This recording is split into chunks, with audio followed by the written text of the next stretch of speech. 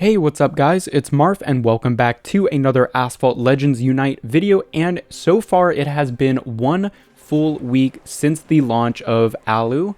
I guess that's what I'll call it throughout this video, but anyway, it's been one full week, and today we even just got the new Drive Syndicate with the Koenigsegg Jesko Absolute, so you'll see some gameplay of that, and some gameplay with the Porsche Mission R, and of me crashing the Porsche Mission R. Alright, so to say that there has been a lot of feedback from the community over the past week about Alu would be an understatement. And so before I get into my full thoughts, I just want to let you guys know that I am aware that the developers do have a lot of feedback on their hands. In fact, it has been confirmed that one of the big Reddit mega threads about all of the issues has been passed on to the development team, which is so awesome to hear.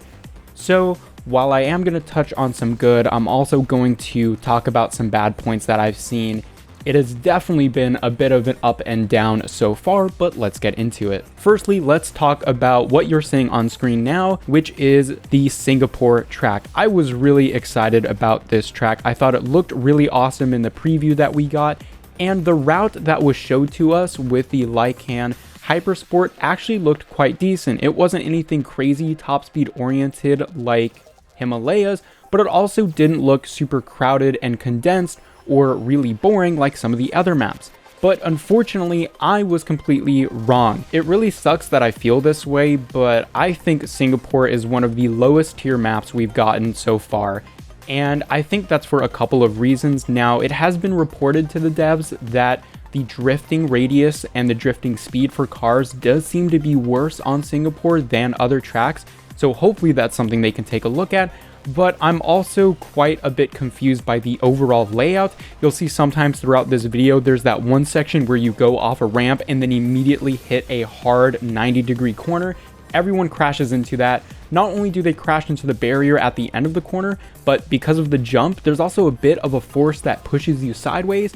In multiplayer, almost more than half the time, everyone wrecks on that area. They go over the border and get immediately reset. It's also terribly hard to see anything in that area as well. So whoever put that specific route in Singapore, I frankly don't have many words to say. That is got to be some of the weirdest track design I have ever seen in any racing game.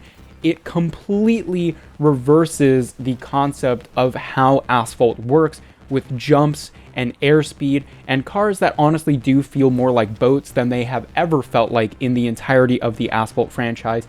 These sharp corners and jumps before sharp corners really make no sense. And on top of that, we also have those really flat barrel roll ramps that make you crash way more than half of the time. Honestly, it feels like when I play in multiplayer, if I just avoid the ramps, I'm going to come in first place a lot of times because I'll see so many people wreck not only on the flat barrel ramps, but also in the other ramps that just shoot you into a tree or shoot you off the track. This has been a problem with Paris. It was a little bit of a problem in Norway with some of the ramp placement. And I really don't understand what's going on. There's got to be something that we're missing, or it's just weird placement, because they don't make sense for the layout of the track and the way that the cars handle. So I'm hoping we'll see some changes, at least to maybe even the angle of the ramps, just so that you don't get flipped on your backside every time. But that has been one of the biggest missteps in my opinion about this update. Now, talking quickly about the Drive Syndicate, because I'll definitely have videos in the future about that. I mean, it runs 40 days and we're just getting started about it. But I do enjoy the Jesko Absolute, although I've only tried it on Singapore and the Caribbean. So it's really tough to say because that car was definitely not built for those tracks. But so far, it does seem to be pretty fun. It goes well over 300 miles per hour, which I'm excited about. I highly doubt I'm going to be able to get it, because not only do you need the Mission R, you also need the Enzo Ferrari, which I don't have. You need the Essenza SCV12, I believe, which I do have, so maybe I'll get through that stage. But you also need the new SF90XX, which there's no way I'm getting enough stars on that car to make it to the Absolute. So unfortunately, it looks like I'm out of the running for the Jesko Absolute. Next up, I want to talk about just the overall update in terms of multiplayer, which honestly has been up and down. I think the new multiplayer rating system is good. I know a lot of people were divided about it, and initially I was pretty mad because I wasn't ranking up as fast as I was, but then I remembered how the system actually works in a year-long round basis, and you don't get completely reset every time there is a new season. So I think in terms of the league rating system, I think that is actually fine. That slow progression means that every race counts now more than ever, and now it means you can't just gain a whole bunch of elo and make it to Legend League within one day. So I kind of like that. However, what I will say, the thing that has disappointed me the most is that there is still league mixing. Don't get me wrong, I really love the new car filter system, even though I don't have like a vast majority of the cars that were selected this time around. As far as I'm aware, that will change based on, each split or each round. There will be a new selection of cars, which is really, really exciting. Some of them don't make sense, but either way, I really do love the car filter system. What I don't love is the fact that we still have league mixing. I thought cross-platform would get rid of this altogether. I understand mixing in the sub tiers. So, if I'm gold 3, I understand if I'm playing against gold 4, gold 2, and even gold 1 players. That is totally fine with me. That makes sense just based on the amount of players that are playing the game in the moment. However, if I'm a gold player, I do not expect to play with any platinum players whatsoever, and that threw me for a loop. I was not expecting league mixing, and that's something that has to go. The other thing that has to go, at least in multiplayer 1, are knockdowns. Multiplayer 2, go crazy. The pursuit game mode, go crazy. Multiplayer knockdowns make sense in those modes. Multiplayer 2 is just for casual playing. Again, that makes sense. But when you're at Platinum League, Gold League, and you're being very competitive in multiplayer 1, in my opinion, knockdowns just ruin the experience. If you get knocked down, it's an immediate loss.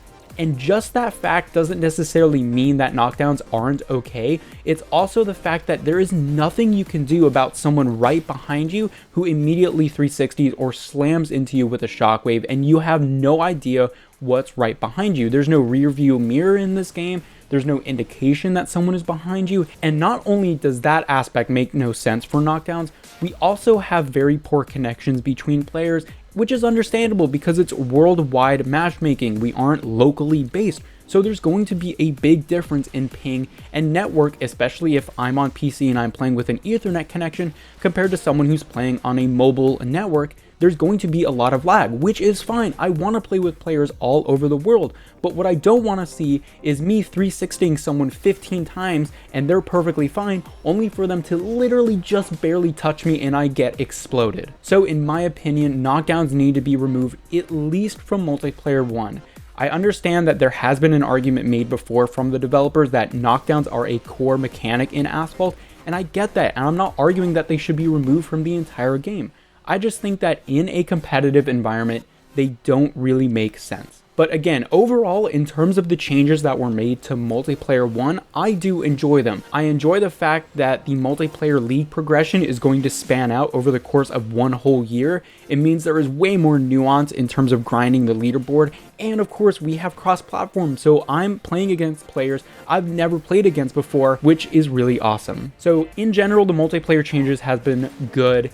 The Singapore track, in my opinion, just ain't it, bro. And in terms of the audio-visual experience, at least on PC, it has been amazing. The new graphics are really great. The new audio changes are great. I will say, on my iPhone 12 Pro Max, it hasn't been great. I don't know why, but none of the new nitro sounds, if I can tell correctly, are actually enabled on iPhones, which is a bit weird. So yeah, I would love to see that enabled on iPhones. In addition, the visual changes are available, at least somewhat. They aren't as extensive as they are on PC, but I really want the ability to lower the graphics on my iPhone because at least on the Singapore and Paris tracks, it is completely unplayable on my iPhone 12 Pro Max, which I know is a couple of years old, but based on my gameplay experiences from, well, not Asphalt Legends Unite, it seemed like it would have been fine going forward.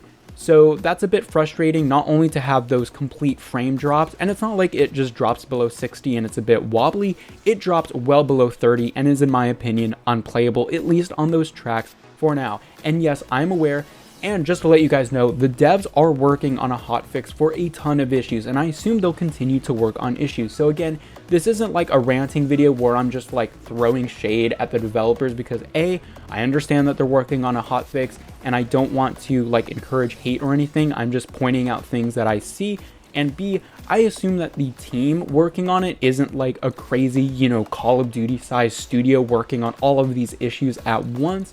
So I know they have to prioritize. I know there are some things that have to be changed sooner than others. So I just want to point those things out and maybe get some input from you guys as well based on what you are experiencing. Next up, in terms of private lobbies, I haven't actually played in one yet, but I've explored the feature set and I'm a little disappointed. Again, I know they are working on adding a full feature set to the private lobbies in the near future, but on launch, I was expecting to have a bit more options, like the ability to change game modes, the ability to maybe even play in pursuit mode, which we don't have, which is really weird. So hopefully those things can be added in the near future, because right now running tournaments is going to be very tough with knockdowns enabled and some of the rule set that we don't have control over. But I am excited to try it out. Hopefully I will stream in one weekend, but we'll see. Keep an eye out on the channel for that. So overall, there is actually a lot to like about this update. I know the community has been really negative so far, but honestly, I am overall enjoying myself.